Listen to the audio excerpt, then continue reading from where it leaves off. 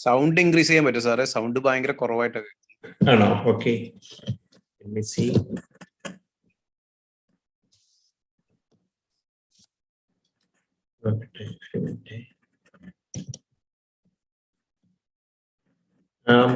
Is my screen visible? Yes, sir. Am I audible to you all? Yes, sir, you are audible and your screen is visible. Okay. I think. Okay. Joy, okay. Is it okay? Yeah. Okay. So ശബ്ദം കുറവാന്നാലും കുഴപ്പമില്ല. Okay. എനിക്ക് നന്നായിട്ട് കേൾക്കാം. എന്റെ ശബ്ദം കേൾക്കാത്ത എവിടെ? എന്താണ് പ്രോബ്ലം കിട്ടുന്നില്ലെന്ന്? കേൾക്കാം സാർ, നല്ലതായിട്ട് കേൾക്കാം. Okay. This is a story of a 20-year-old woman. She in fact came with history of migraine only, nothing else. No complaints pertaining to the vision, and she was noticed at drooping of both eyelids since childhood. This is the video of the patient.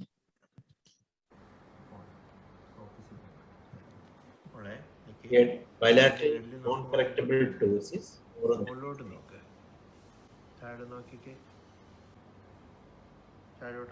Asked to look down, she could not look down. Asked her to look to the left side. Asked her to look up, looking down. Look at the right, left side now. Look at the nose, closing her eyes tightly. So you want to see the video? One second, just quickly run through the video. Bilateral ptosis. Ask you to look up, look down.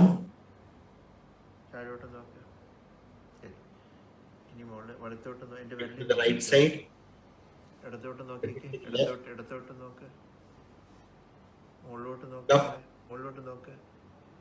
Look down. Look up again. Right. Left. Look at your nose. Close your eyes. Okay. What do you think? She had bilateral ptosis, restriction of elevation, depression, adduction of both eyes, partial Torsion of congenital. partial abduction bilaterally. Looking up on the right eye goes into abduction. So, what is the likely diagnosis? Is it only third nerve palsy? Cranial dysgenesis syndrome. Okay, this is the classical Mobius syndrome. You know what is Mobius? Mobius is Sixth nerve nuclei aplasia. No, aplasia of the third, sixth, fourth, even sixth, and even orbicularis oculi. So any of the extraocular muscles can be affected or can be associated with orbicularis oculi weakness. That means partial facial nerve involvement. That is Mobius syndrome.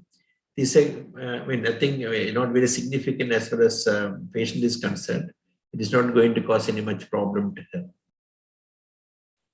Okay, that's only the beginning. So I'll go to the next case. Now, this young adult male was treated years back, 15 years back, for a suspected brainstem encephalitis. That history of nothing, no record is available with the patient. On recovery, he noticed diplopia, dizziness, and oscillopsia. That is his main complaint was he thinks objects moving up and down. An occasional diplopia, so-called dizziness may be most likely because of his eye problem. Vision problem is complaining of dizziness.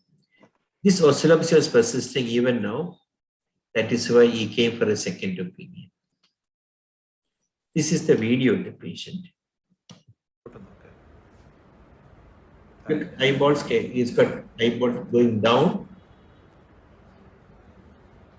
Vast component down.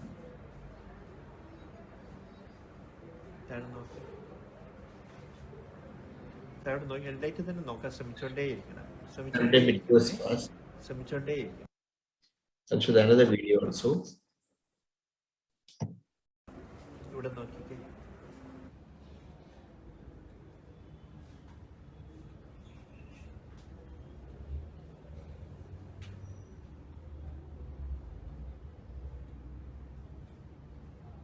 It goes down and inward.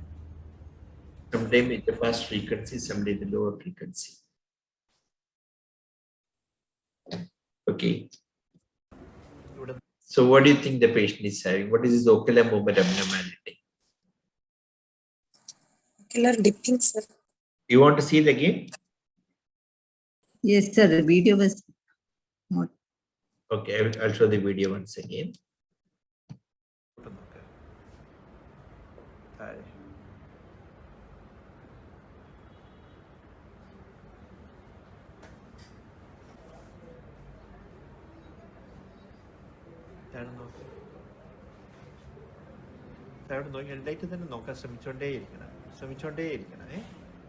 The fast component down. I'll show the other video.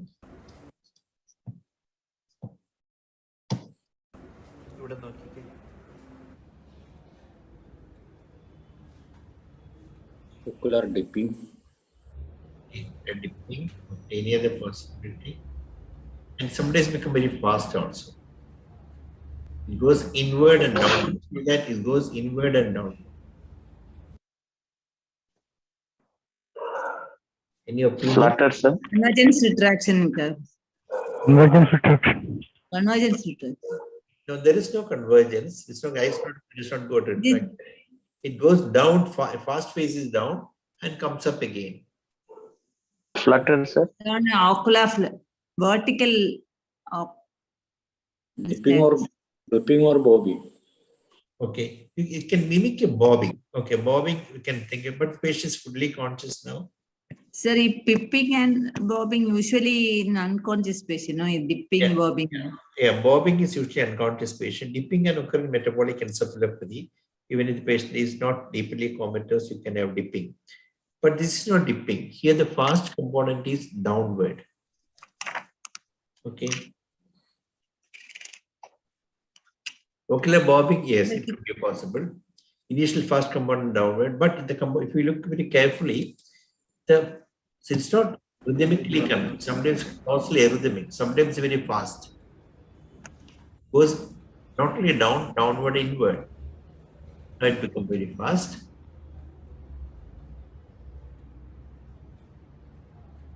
Now it goes inside. Flutter, sir, ocular flutter. But okay, it could be flutter, but flutter is to and fro movement. Here is only fast downward and slow upward. Flutter is to and fro without intersaccadic interval. Now this is what is called the ocular. It's called pretectal pseudo bobbing.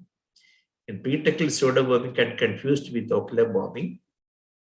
The following points can help to differentiate. One, the V pattern. The eyes goes down and inward, inside, converge and goes down. But all the time, eyes may not converge. Second, it's got a faster rate compared to that of the ocular bobbing. The location is pretectal rather than the pontine associated with the classical ocular bobbing. And rhythmicity is very unusual in pretectal pseudo bobbing. If at all it is present, only very transient. And I just brought the video to show this particular pattern of eyeball movement, V pattern. We call V pattern bobbing. That is called pretectal pseudo bobbing. Now I'll show another patient. This 34-year-old lady had previously undergone VP shunt surgery 2 years back. She now presented with headache and blurring of vision for the last 1 month. You can see the video once again now. Here the eyeballs fast component.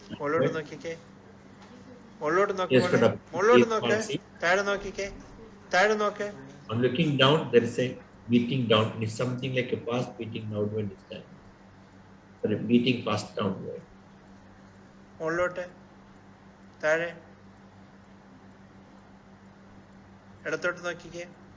But it is not elevated look to the sky.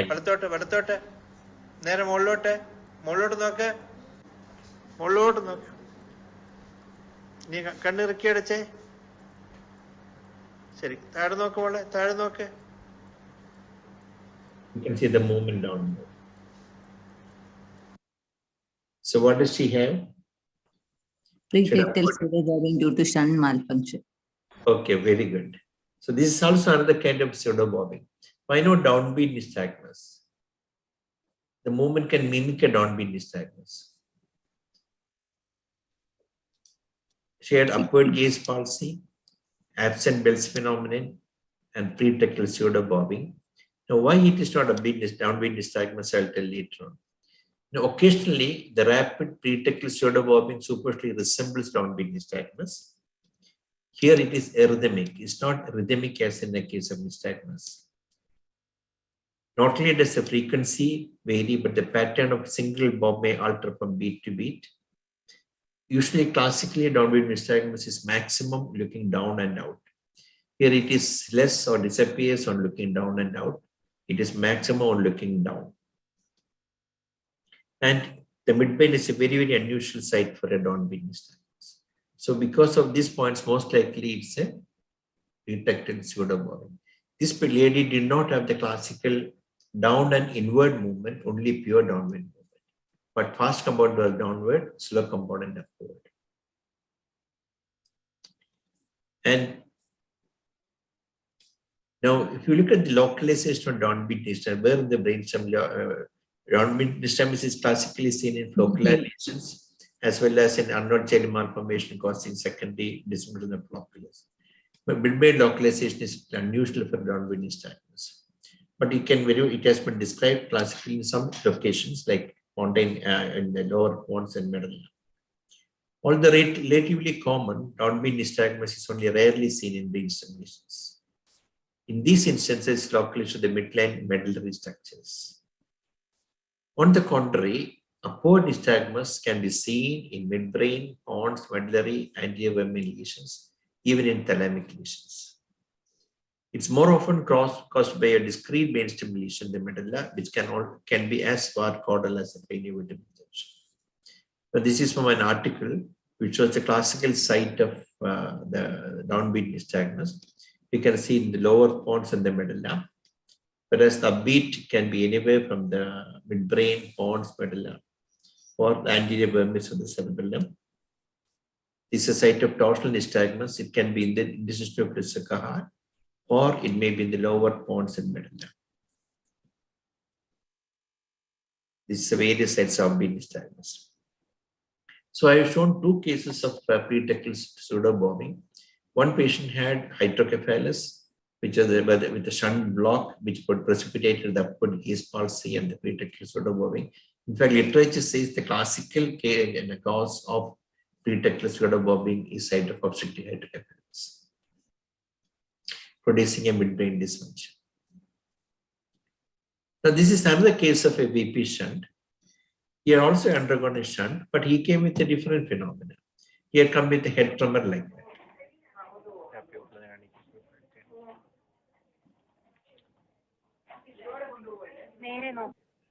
He had in total vertical gaze palsy and lightning of dissociation.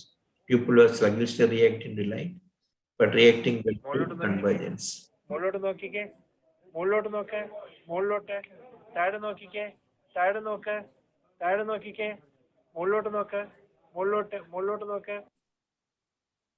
So what is he having? Perinaud syndrome. Yeah, he had a Perinaud syndrome. But cannot call Perinaud is only upward gaze palsy. It is better to call a Sylvian aqueduct syndrome, where there is vertical gaze palsy and light and dissociation. Then, and also one more, what is his tremor due to? A very peculiar kind of, he said it was never there before. All started within a 2 weeks duration. Vermin involvement. This actually, I do not know how to explain this tremor.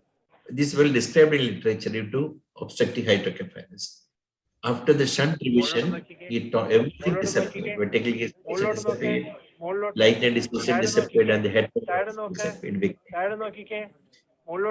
So you should be aware of this phenomena when you get shunt block or patient with obstructive hydrocephalus. The suprapinal recess may compress onto the dorsal midbrain and can produce a dorsal midbrain syndrome, as well as this kind of involuntary movement. We don't know what is causing it, probably due to some red nuclear dysfunction, which can disappear with the shunt revision. And another phenomenology is the pretectal pseudo-bobbing, which can occur with obstructive hypertension. So these are three similar cases. Any questions regarding the ocular bobbing, downbeat nystagmus? Involuntary movement, can we call it titubation, sir? Yeah, it can be. It is clinically titubation. Clinically, it is titubation. Sir, one doubt, sir. Yeah. Eptoin, can it cause downbeat nystagmus, sir? Yes, yes. Eptoin can cause downbeat as well as subbeat nystagmus, horizontal nystagmus. Everything can occur to eptoin. Without this horizontal nystagmus, only Yes, this. it can. Only downbeat nystagmus it can cause. Okay, sir. Okay, sir.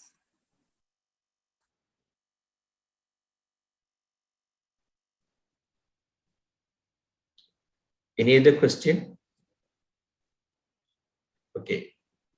I'll go to the other case. Another short case before we go to the long case.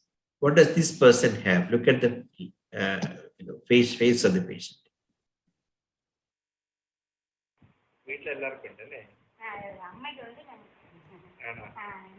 Look at the lips of the patient, the lip. Can you? I don't know whether you can see the involuntary movement of the lip. Chin tremor. Yeah. Rabbit syndrome. No, rabbit syndrome, like the whole lip will be puckering like a small rapid movement. This is not a rapid movement. Rapid movement is just like a rabbit, upper and lower lips goes on and moving like this. But here the lower lip is only occurring on one side, producing a repeated movements. You will concentrate again. The upper lip is not moving. Lower lip is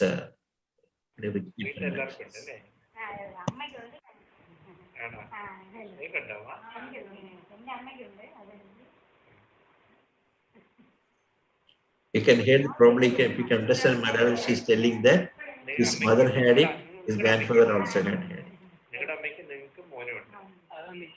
Familial chin tremor. Correct. And this is called the hereditary chin tremor. This is a familial condition which is autosomal dominant, but very innocuous. If nothing is not going to progress, nothing will happen with the patient. Only make you aware such conditions exist. I had another patient also who had a hereditary chin tremor. That video I could not get. Okay, now I'll go to the real case. This case is referred to me by Dr. Joe Small. This lady has come with a history of positional vertigo on turning to either side for the last 2 days. Now look very carefully the eyeball movement. She has got a on supine roll test.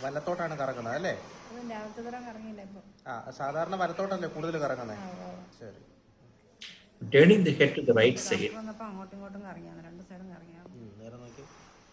Look at the eye very carefully. The nystagmus turning the head to the right side now. Nystagmus is towards the right side. Can you make out? It's waiting. It stops after some time. Then it starts beating towards the left side. Then you can see it start beating to the left side.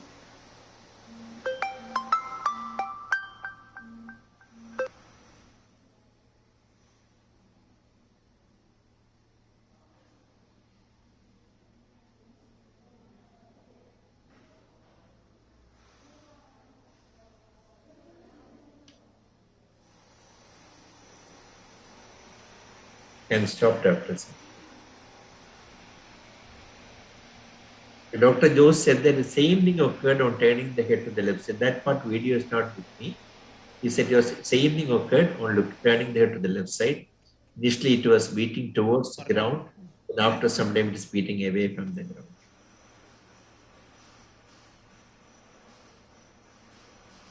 Now it has become much less now. I'll show the initial part once again.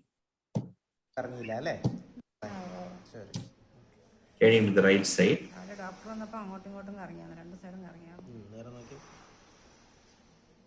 now beats turning to the right side now. You can see it's beating to the right side, the ground. Then stops after a period of time.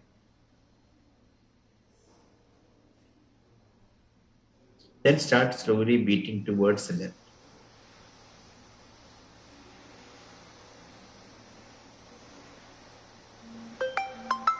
You can see the beating towards the left side.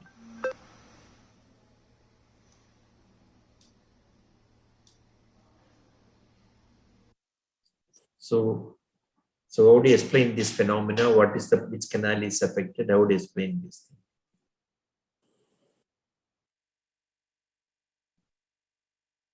Little difficult to explain, but any thoughts?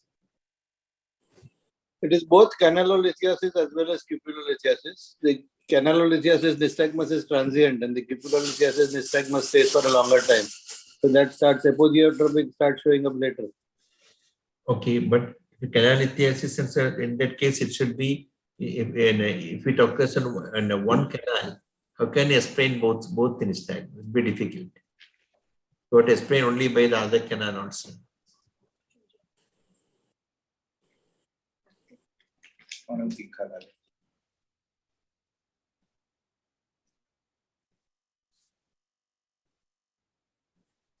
In fact, I also couldn't explain initially. I was just thinking, I do not know. I not read from any literature or anything.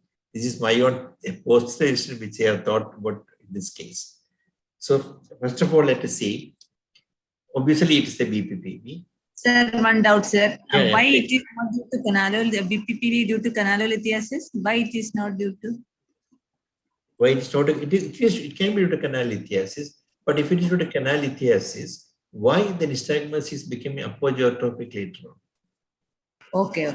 Yes.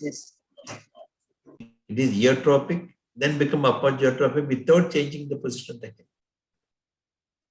Yes, sir.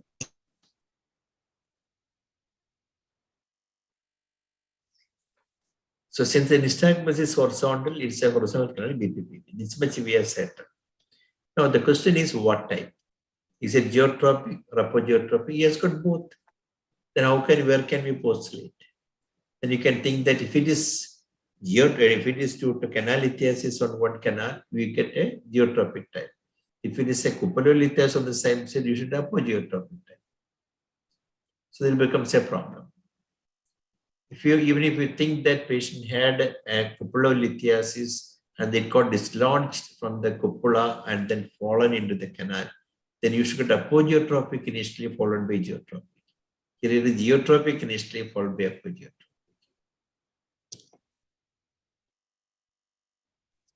Sir, the cupulolithiasis nystagmus is very, very long lasting.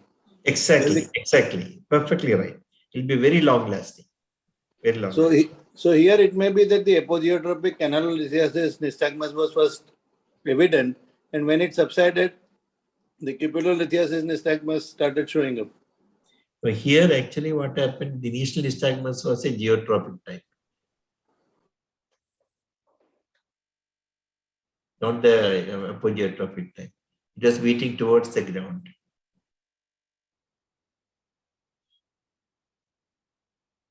Later on, it became apogeotropic.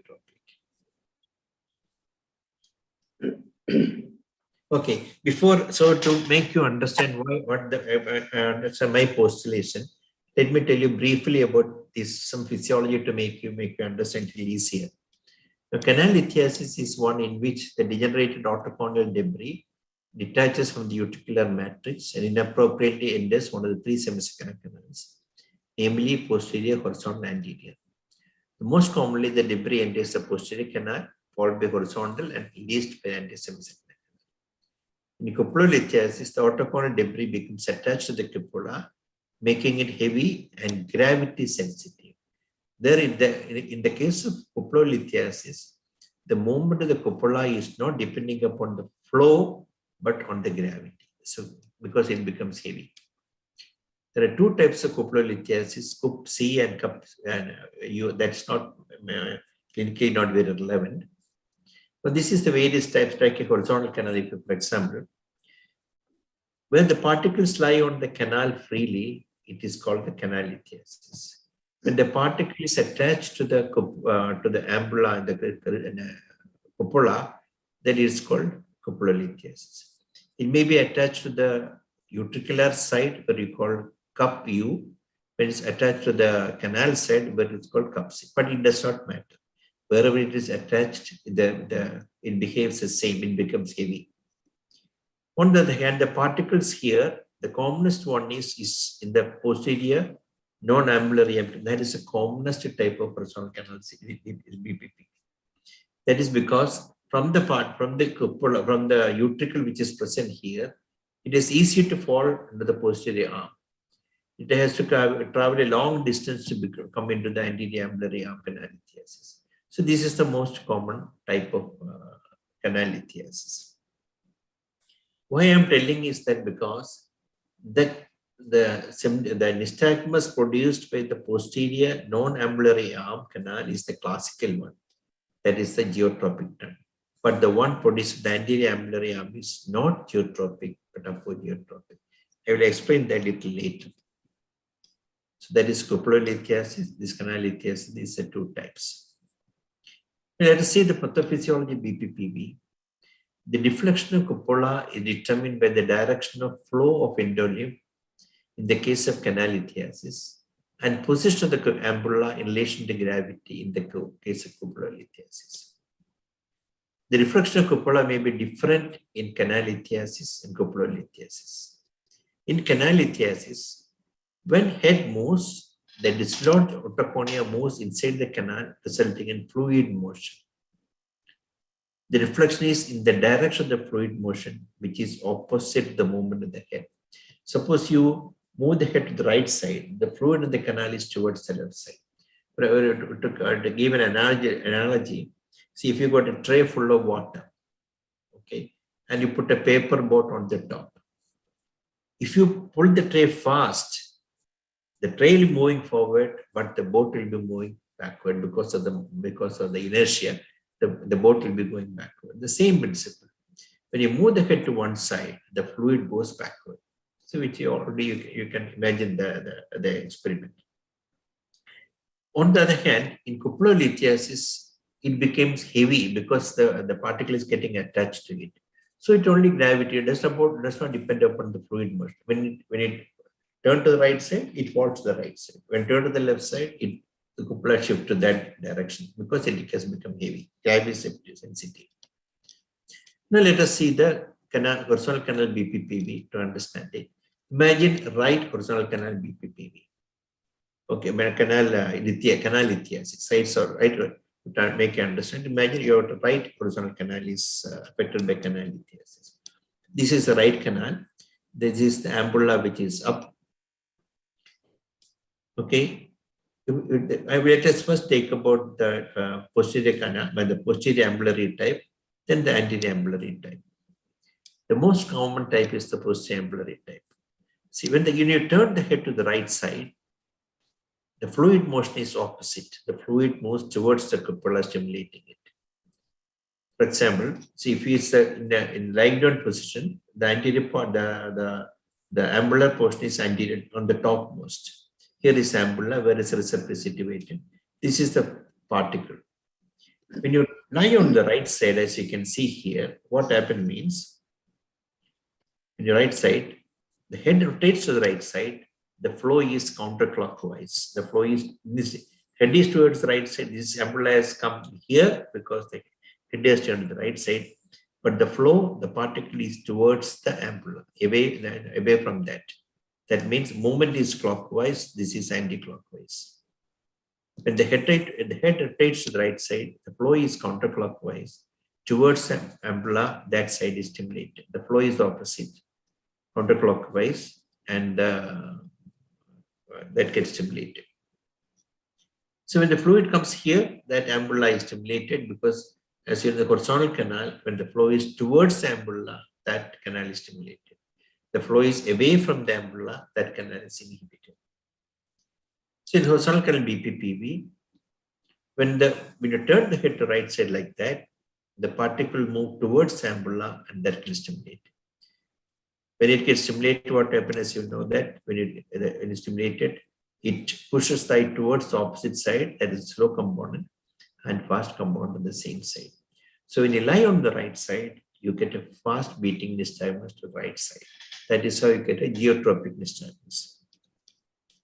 Now, the same patient, when you got right-sided personal canal lithiasis, when you lie on the left side, what happened? Now the flow is opposite. The fluid motion is towards the opposite side in the right personal canal, semisegmental canal. That is away from the ampulla. So it is the right canal is inhibited. Instead of being stimulated, you get inhibited. So what will you get? You get a contralateral nystagmus. Because that canal, when it's stimulated, you get a fast component on the same side. When it's inhibited, fast component on the left side. So when the patient lies on the left side, the nystagmus again beating towards the left side. That is towards the ground. That is why you get a geotropic nystagmus due to canal affection on one side. Because the fluid motion is different on turning the head to the right side and turning the head to the right side. On turning to the right side, that is stimulated. On turning to the left side, that canal is inhibited. That may, as if the left canal is stimulated, so you get a geotropic nystagmus. Now the same thing when you are turning the head to the canal, which is turning to the head to the left side. Now what happened means the flow is away from the flow is opposite to the movement. When you are rotating to the anti-clockwise, head is rotated anti-clockwise, the fluid motion is clockwise, that is away from the cupula, and that canal get inhibited. So this is how you get a the geotropic nystagmus, pathophysical geotropic nystagmus. This part you just ignore that. So when patient lies on the right side, nystagmus pitch to the right. When the patient lies on the left side, nystagmus pitch to the left, nystagmus, that's called a geotropic nystagmus. In the case of cupulolithiasis, told it is not depending upon the fluid motion. Here it is the cupula which is get weighted. When you turn the head to the right side, what happened? That shift in the direction of the weight because it shifts away from the ampulla. So when you get a right cupulolithiasis, that ampulla get inhibited. So what you get nystagmus to the left side. That means nystagmus speed, when you turn the head to the right side, nystagmus to the left side means it's got apogeotropic type of nystagmus. Okay, that is the pathophysiology of the apogeotropic nystagmus and cupulolithiasis. Now coming to our patient.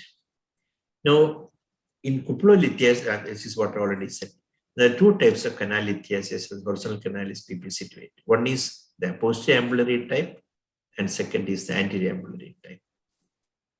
This I told earlier. Now, we already know the posterior ambulatory type here. When you rotate the head to the right side, the fluid is to the fluid is opposite, gets stimulated, you get a geotropic. Now, let us say the particle is in the anterior ambulatory type here. Normally, that behaves like a cupulolithiasis.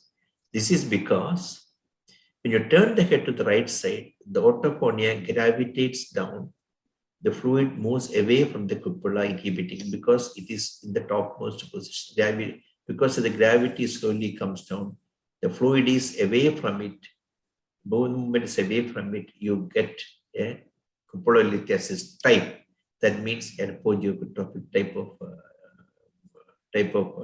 BPPV. That means nystagmus be to the opposite side. So when you, in the case of anterior ambulatory type of horizontal canal BPPV, when you rotate to the right head to the right side, you get a fast beating nystagmus to the left side. But this is only when you move the head slowly because the gravity comes down. Imagine that you move the head. This is the one which you usually get. It rotated like that. This will move away from it. You get an apogeotropic type. Now, how to explain the geotropic and apogeotropic type in the same head position? My postulation is that if you move, when the patient is moved rapidly, in this what happened means the head was moved quickly to the right side. When the movement is quickly to the right side, it is the flow is the opposite side. It's just like the tray example which I told you. When you push the tray forward, the fluid goes backward. So when you rotate the head rapidly to the right, that is the clockwise head rotation, the endoleaf flow is opposite, that it is moving away towards the cupula because we are rotating it right. So the particle moves towards the cupula. So when it gets more to when the particle moves towards the cupula, what will get it gets stimulated. You get a geotropic type. That is why this patient had a geotropic type. Now, what happens after some time? When you keep the head for some time, the otoconia now comes back to from the higher position, the dependent position, that it moves away from the cupula and can apogeotropic type. And this is the only way I can explain why the patient had a geotropic or apogeotropic type. You got the point. Initially, it was a quick movement that made the flow towards the ampulla that got stimulated. When you keep the head in the same position for some time, the otoconia gravitate down the dependent position. The flow is away from the cupula. You get apogeotropic type. So what happened? These patients, within 2 days, the next day, 2 days, those days that he could not elicit this time, everything subsided. That again tells you it's a canal lithiasis and not a cupular lithiasis. As Butch was telling, cupular lithiasis, the nystagmus lasts longer. It occurs without a late period also. Here it subsided within 2 days. Okay, is it my explanation digestible to you?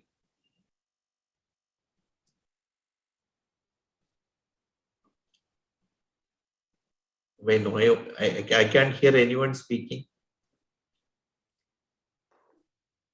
Am I audible to you? Yes, sir. Yes, sir. It's good. Yeah.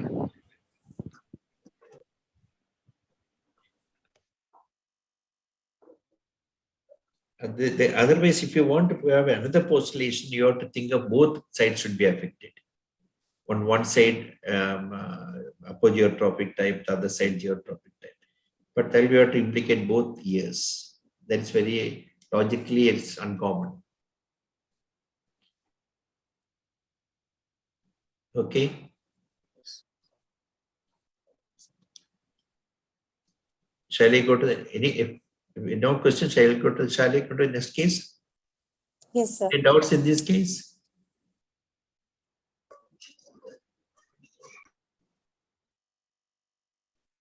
Have you understood how the geotropic and apogeotropic disturbance occurring in rosal canal? That much you should know, even if you don't forget about the explanation of the present nystagmus. Yes, sir. Okay.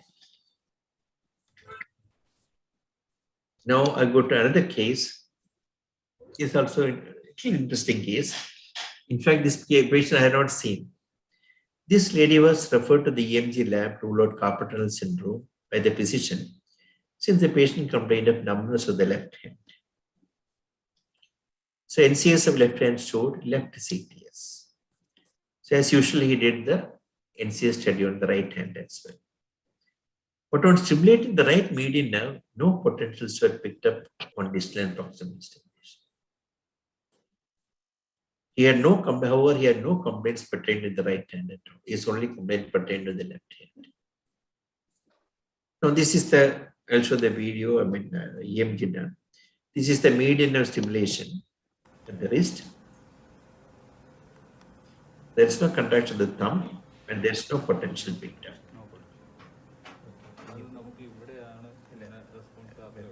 But it's in the proximal stimulation again, there is no movement of the thumb. Wrist is flexing and there is no potential from the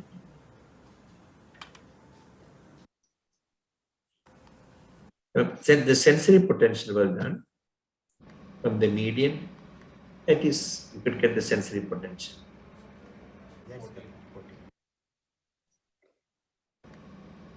That's the sensory potential.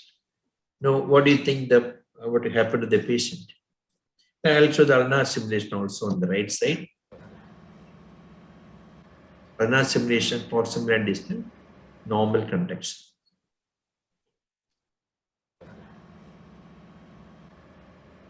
That's a normal contraction. So, how do you explain this phenomenology? Aberrant innervation from the ulnar of the median nerve muscles, APB and all. So when you stimulated the ulnar, did the APB contract? Very good, very good. That's the thing. So actually, we have to think the patient has has no weakness. So that means there is some separate to the muscle. So the other logical thinking is, which Dr. Mitch was telling, that thenar muscle is getting some innervation from some other nerve, either radial or ulnar. So what will you like to do? This is ulnar cell, forget about it. So now the technician stimulated the palm to find out whether he could pick up the palm stimulation, just like we do in the capital center palm stimulation. So he did pick up, this is the palm stimulation. You know the thumb is contracting and got a potential. That means the thenar nerve is innervated by the median nerve distally but not proximally. So something else is happening. Okay. But this is the thenar stimulation. The second and third was the wrist and the elbow stimulation. Now, what do you want to do now? Now, how will the thenar get innervated is through the ulnar. The next question. So, what will you do? You put a pickup electrode from the thenar, that is APB, and give ulnar stimulation like this.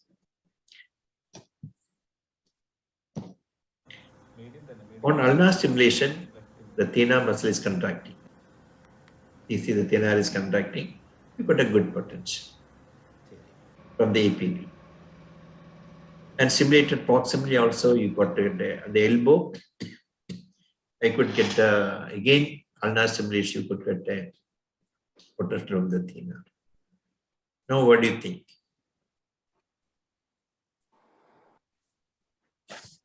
G-canyon anastomosis.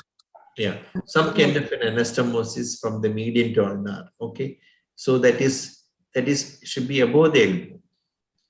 Okay, if it had been below the elbow, the potential would have been obtained. So it has to be above the elbow, because even proximal stimulation, you could get a potential from the thenar on stimulating the ulnar. Okay, now let us see. So pick up on the same thing. So could it be due to, now the next question, as I was wondering, whether the stimulation which I got was due to the volume conduction, where the conduction of the adductor pollicis or ulnar stimulation. You know, just below the thenar muscle is the adductor pollicis. So if you get a potential from the so-called thenar or ulnar stimulation, you have to keep the possibility of whether the adductor pollicis contraction causing a spurious CMAP amplitude. That's called the volume contraction. But it is not, because look at the contraction of the muscle ulnar stimulation. There is contraction of the thenar muscles ulnar stimulation, just like what we got in palm stimulation. That is, if it had been due to a volume contraction, you should not have got the contraction of the thenar muscle. You could see the thenar muscle contraction or ulnar stimulation. So you see the video once again. What you observe is the thenar contraction by ulnar stimulation. Not the adduction movement, but the flexion movement. And the same potential is the same as that of the obtained from the system. So next I wanted to know whether the hypothenar muscles get innervation from the median nerve stimulation. The other way also is possible. Now the thenar is getting innervated from the ulnar. Now, is it a way I wanted to know whether the hypothenar is getting some innervation with the median. So I put an electrode on the hypothenar, had stimulated the median.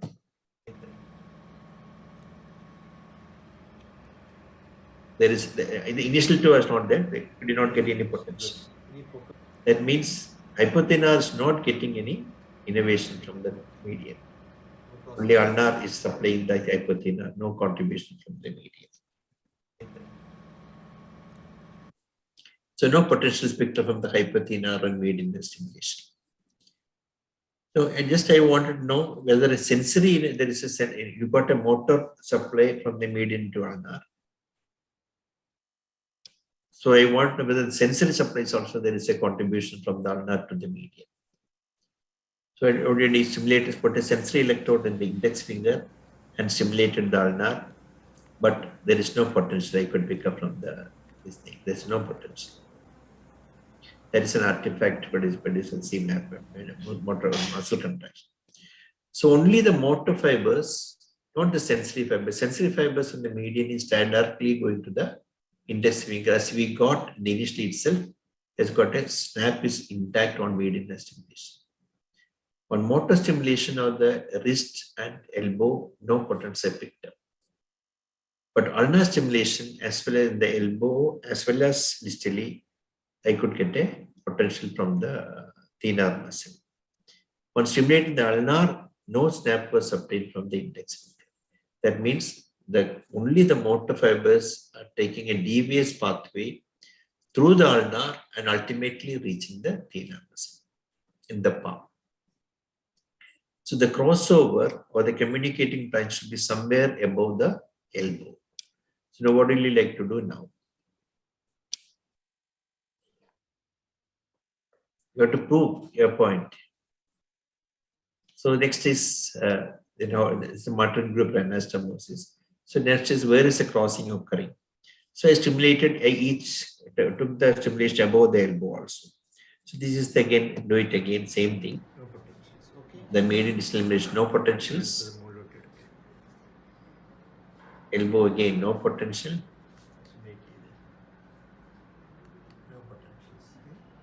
Then stimulated the axilla, proximally in the arm. You got a potential. You see the same, the potential is just same as the other one. The morphology is same as that of the ulnar stimulation. That is on the palm stimulation, last one. So that means this crossover has occurred in the above the elbow, where it has occurred. That is getting the potential. Okay. So that's the Martin-Gruber anastomosis. See the morphology of the same, the CMAP thenar or ulnar stimulation. From thenar, this is CMAP thenar proximally made the stimulation is the same.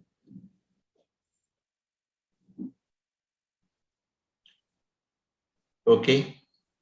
Any questions on that?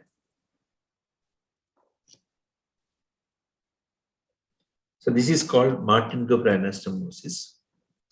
It says the anastomosis from median to ulnar is occurring above the elbow and not the usual side below the elbow. Usually it is below the elbow in the forearm. Here it has occurred above the elbow. These are the various types of Martin-Gruber anastomosis. It is usually from the median to ulnar. This is a communicating branch. Or it may be from the anti-interosseous nerve, communicating branch to the ulnar. Or sometimes two branches can come together and to the FTP. Sometimes it's again same as the other one, really proximal location.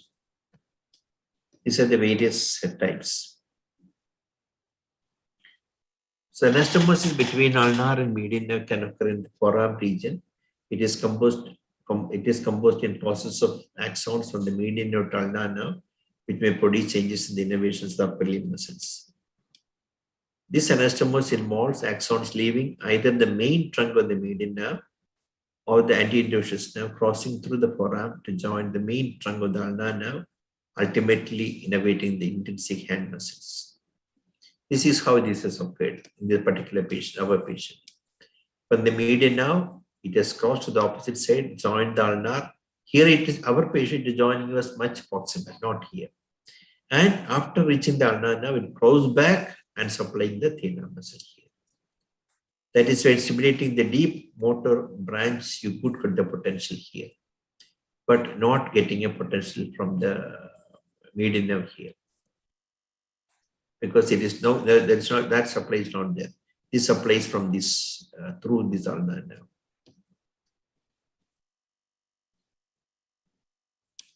Now, reports in the literature describe 4 communicating branches between the median ulnar nerve and the upper limb. One is the Martin-Gruber anastomosis, that is the most common. Second is called the Marinaki anastomosis. The third is Retraction anastomosis. The other is Berrettini anastomosis. The last one I have not heard before. Now this is the Martin-Gruber. And most of these connections cross from the median to ulnar and are bilateral 10 to 40% the case. This is the connection. The case of Martin-Gruber anastomosis, the anastomotic branch originates proximally in the ulnar nerve and unites distally to the median nerve. Here it is not from the median to ulnar, here ulnar to median. It's simply called anastomosis of median ulnar type, or the Martin-Gruber reverse anastomosis, or Martin-Gruber anastomosis. The Retraction anastomosis occurs in the palm between the recurrent branch of median nerve and deep branch of ulnar nerve. From the branch which supplies the thenar muscle, it can supply the ulnar nerve in adductor polys also. Sometimes that's why in case of some median nerve involvement, you may get paralysis of the adductor polys as well because of the anastomosis. The anastomosis is responsible for the muscle contraction. Then last is the Berrettini anastomosis, the communicating branch between the common digital nerves that arise from the ulnar and median nerves in the palmar surface of the hand. This is called superficial communicating branch, where the digital branches are at a cross connection. That is why rarely sometimes you can get, in case of ulnar nerve palsy, you can get sensory loss in the median nerve also, the middle finger also, because of these anastomotic connections. That should not take you think away from an ulnar nerve all the time, but rarely, very rarely, it can also happen. Okay, that's about that case. Any questions? Sir, why can't it be a aberrant branch from ulnar nerve to the median APB, sir? Branch from ulnar to? After the wrist, after the wrist in the palm, aberrant branch from ulnar to the APB.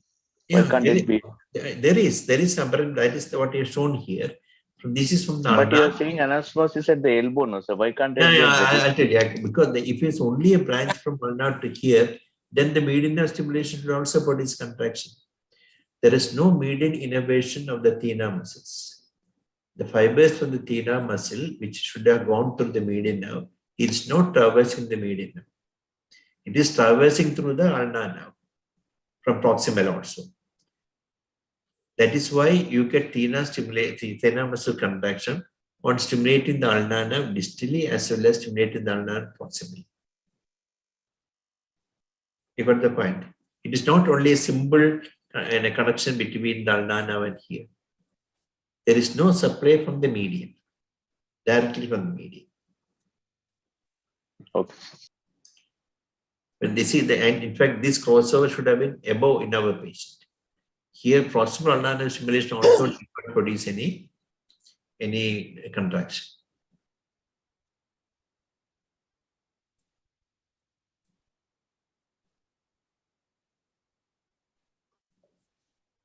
Okay, any questions? ഇന്നത്തെ ബിന്ദുവിന്റെയും ജോയുടെ ഒന്നും ശബ്ദം കേൾക്കുന്നില്ല. Joy, are you there? Okay. Any other questions? We have already taught all these things are in the previous cases also. Okay. But even after that, did not reach in your brain properly. This is not a common anastomosis. This is an uncommon anastomosis. Usually the Martin-Gruber anastomosis you can pick out. How do you normally pick out Martin-Gruber is because this is a simple thing. Usually you get a reverse conduction block like phenomenon. Normally in conduction block what happened? Distal stimulation, good amplitude, proximal stimulation, low amplitude. That means some block in between the proximal distal. That's a classical conduction block.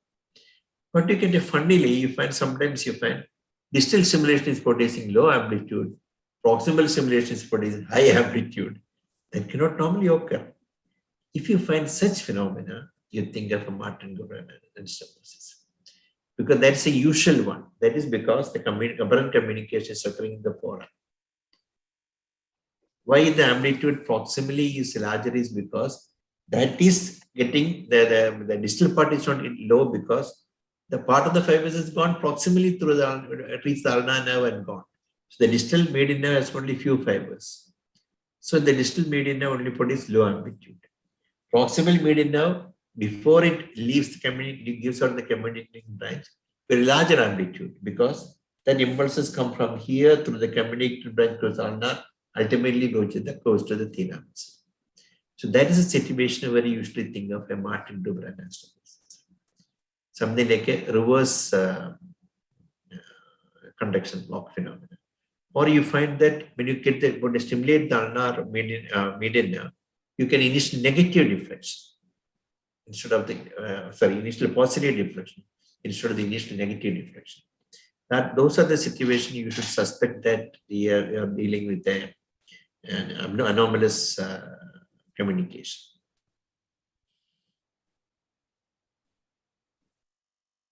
Literature, there are so many anastomoses have been mentioned.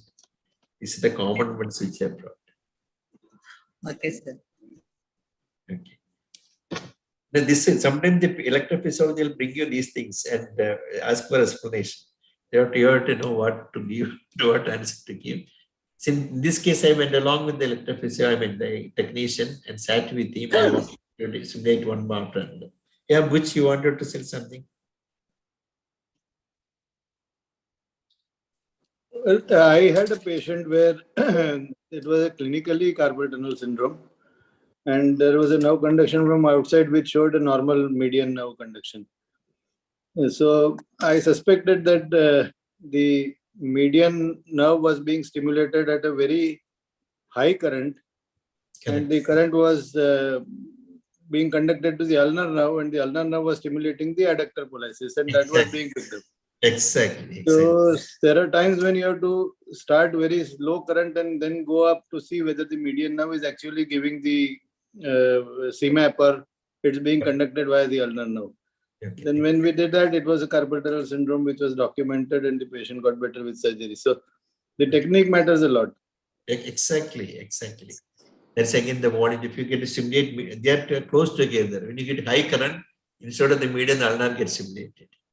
And the ulnar through the adductor pollicis will give the volume conduction and then produce a problem. I think we should all know that such practical points to not to make mistake.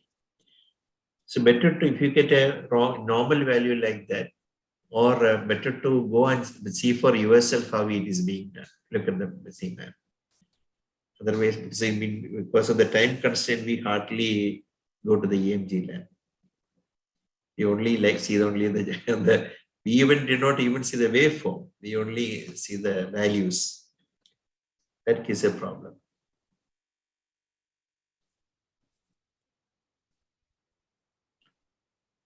Shall I stop to go for one more case? Sir, one more short case. Right. This patient has presented with diplopia while reading for the last 2 months. This episodic occurs on prolonged reading. I think I will skip that. Okay, this is a short case anyway. This is the video of the patient. Okay, correct. Look at the video carefully. Look at down now. Look at the eyes now. Okay. And this position container diplopia. Look to the right side. Left. Up. On down again. Retraction. And complete side. Now you can see the diplopia. I mean, disconjugation diplopia. You can see the disconjugation.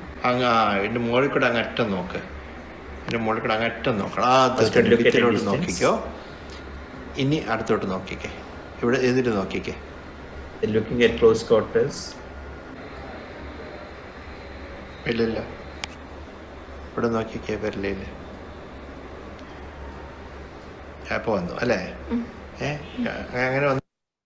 Okay.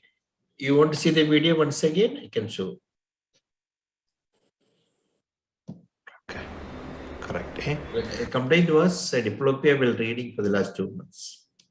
So prolonged reading it occurs. Okay, correct. Eh? ഇനി ഇങ്ങോട്ട് നോക്ക്. Looking to the right, മുകളിൽ looking up, വിരലിൽ തന്നെ നോക്കണം. താഴെ നോക്ക്, താഴെ നോക്ക്, താഴെ നോക്ക്. looking down, the eyes goes in. വിരലിൽ തന്നെ Now I നോക്ക്, can see the eyes. നോക്ക്. ആ, ഇനി നോക്കിക്കേ. നോക്ക്, വിരലിൽ നോക്ക്. നോക്ക്. നോക്ക്, വിരലിൽ നോക്ക് നീ. വിരലിൽ നോക്ക്. ആ, ഇട്ടു. ഇനി ഇവിടെ നോക്കിക്കേ. ഇനി ഇവിടെ നോക്ക്, മോളെ ഇടത്തോട്ട് നോക്കിക്കേ. Looking to the left ഇനി side, മുകളിലോട്ട്, looking up, താഴെ. ഇനി നേരെ നോക്ക്, നേരെ നോക്ക്, നേരെ looking നോക്ക്. straight, ഈ വിരലിൽ നോക്ക്. looking as you look at my finger.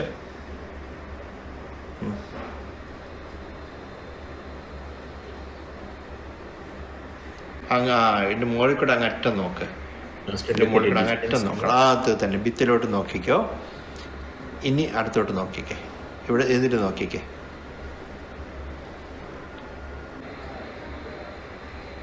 ഇല്ലില്ല, ഇവിടെ നോക്കിക്കേ വിരലില്. അപ്പൊ വന്നു looking to അല്ലേ? the sides. അങ്ങനെ വന്നു. Okay. So what is your diagnosis? ഇനി Convergent spasm. Pardon? Convergent spasm. Yeah, correct. It's only historical. It's got a convergent spasm. They may complain with diplopia because she is voluntarily converging her eyes. And what is the evidence of voluntary convergence? Because you can see two things. മുകളില് Fluttering of the eyelids. വിരലിൽ തന്നെ Like നോക്കണം. when you try താഴെ to look നോക്ക്, at താഴെ it, നോക്ക്, fluttering താഴെ eyelids will come. വിരലിൽ തന്നെ നോക്ക്. See that? നോക്ക്. See ആ, that? ഇനി നോക്കിക്കേ. She's attempting to നോക്ക്, വിരലിൽ converge നോക്ക്. voluntarily. That is Okay. the fluttering of the eyelid coming. നോക്ക്, വിരലിൽ നോക്ക് നീ. വിരലിൽ നോക്ക്. ആ, Okay. So that's only a voluntary convergent spasm producing diplopia. It's only a short case. On follow-up, after suggestion, classical ഇവിടെ കൊണ്ട് നോക്ക്. ഇടത്തോട്ട് വിരലിൽ നോക്ക്. വലത്തോട്ട്, മുകളില്, താഴെ. ഇനി മുകളിലോട്ട്, ഇടത്തോട്ട്, വലത്തോട്ട്. ഇനി വിരൽ തുമ്പത്ത് നോക്കിക്കേ. തുമ്പത്ത്, തുമ്പത്ത്, തുമ്പത്ത്, തുമ്പത്ത്, തുമ്പത്ത്. ശരി. So fictitious diplopia due to convergent spasm. So any questions? Sir ആ ഡുവൻസ് റിട്രാക്ഷൻ സിൻഡ്രോമിൽ എങ്ങനെയാ ഉണ്ടാവുക? അത് അബ്ഡക്ഷനിലാണോ? Duan's retraction syndrome, what happens when there is an during what more characteristically eye goes inside. That when during adduction of the eye, the adduction phase of the eyeball goes backward. So that what happened, the eyelid will come down. Eyeball goes backwards, the eyelid will come down. The palpebral pressure will be narrowing. On the abduction side, the palpebral pressure will be wider. Okay. So when you ask the patient, here one point, no, when you examine normally, you keep your eyelid open with your left hand, then look for eye movement. If you do like that, you will miss Duan's retraction syndrome. So you have to initially look for the ocular movement without voluntarily your left eye, sorry, with the right hand, don't elevate the eyelid. Just look at the without elevating the eyelid. So when you look into one side, what happened? That abducting eye, the palpebral pressure will be wider. In the adducting eye, the palpebral pressure will be smaller. Okay. On turning to the left side also, depending upon bilateral or unilateral, you get the same phenomenon. Duane's retraction syndrome can be of three types. One is only pure, the adduction one. Second is the abduction one, failure one. Third is the both. Let us see, for example, I got the right Duane's retraction syndrome. When you look into the left side, the right eye will not adduct. Left eye will abduct.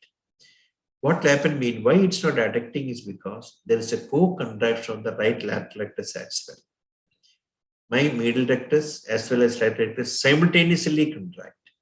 So what will happen? There is not only failure of adduction, the eye goes backward. Eyeball goes backward because both middle rectus and lateral rectus is pulling my right eye. So when the eyeball goes backward, there will be enophthalmos, that eyeball will come down. Sorry, ptosis, eyelid will come down because eyeball has gone backward, sunken. So you get a narrow palpebral fissure during adducting position. It is not because of the contraction of the eyelid, voluntary contraction of the orbicularis oculi. It is just because the eyeball has been retracted because of the simultaneous contraction of the adduction as well as abduction. That is why the right artery is contracting, because the aberrant reinnervation. So when the right middle duct is allowed to contract, right artery is also simultaneously contract. That is why you get inotractors. The left side, there is no co-contraction because that is eye is normal. So you get the alpha pupil will be widened on looking at that side. If it is bilateral Duvan's retraction, the other eye, if the opposite adductor is also affected, with the same thing on either side. Whichever eye is adducting, the pupil will be narrow. Whichever is abducting, pupil will be wider. That is in the case of classical type 1 Duvan's retraction syndrome. The other type is abduction type, where the patient has got a failure of abduction. In that case, same, only thing is that the patient fails to abduct the eye, and that eye goes into inside produce retraction because simultaneous contraction. Then there is a third type is both adduction and abduction, both are affected. It is a little different from this one. Sir, can the convergent spasm occur without this? Not because of any conversion reaction. Yeah, it can occur due to midbrain lesion. Convergent spasm can occur due to midbrain lesion. That's one of the phenomena. That's one part of the Sylvian aqueduct syndrome, where the patient can have convergent spasm and you get a pseudo-abducent palsy. The pseudo-abducent palsy described in midbrain lesion is due to the true convergent spasm that prevents the abduction of the contralateral eye. When you want to look to the right side, for example, the right eye is preventing from full abduction because of the convergent spasm. So you feel something like lateral rectus palsy. How to diagnose it? Because you look at the pupil will be constricted. Because he's got a true convergence, is putting the abnormal convergence is preventing the abduction. That is the clue to suspect that it is the failure of abduction is due to convergent spasm and not due to true lateral rectus weakness. Then regarding the first case, sir, you told about pseudo bobbing and all. Then dipping is a slow downward movement and rapid upward movement. Correct. Dipping is slow downward, remain for some time and goes upward. This V shape occurs in pseudo bobbing only. Pseudo bobbing only.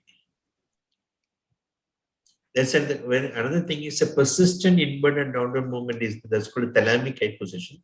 Seen classically in thalamic hemorrhages, where the eyes remain tonically downward and inward, as if the patient is going on looking at the tip of the nose.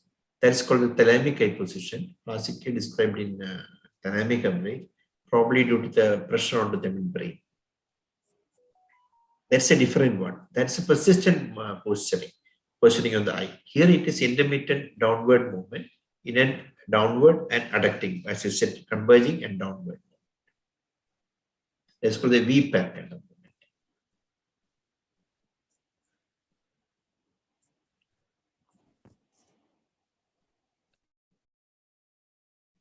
Okay. Any questions regarding any case which I presented today?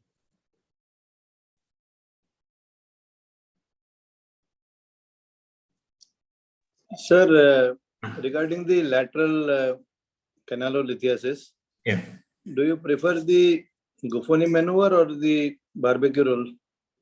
I only do Guffoni, but it's easier to do. Very easy. Yes. Yeah, but you have to rotate and wait for some time. This is one stroke finished. I agree. I do that same. It's to save our time. Second thing, what I found that this horizontal canal VPP almost invariably subside. Even you do nothing, they will improve. 2, 3, just you look for the rotation, that is enough to make them improve. Next day, I think everything is subside. Yeah, but sometimes they come with 3 or 4 months history and persistence. Right. That is better to do. Yeah. Thank you, sir. Thank you. So, shall we close? Any doubts? Otherwise, we'll close. Thank you, sir. Thank you. Thank you, sir. Thank you. Thank you. Next Tuesday. Thank you, sir. Good night. Good night. Thank you, sir. Thank you. Thank you. Rose, thank you.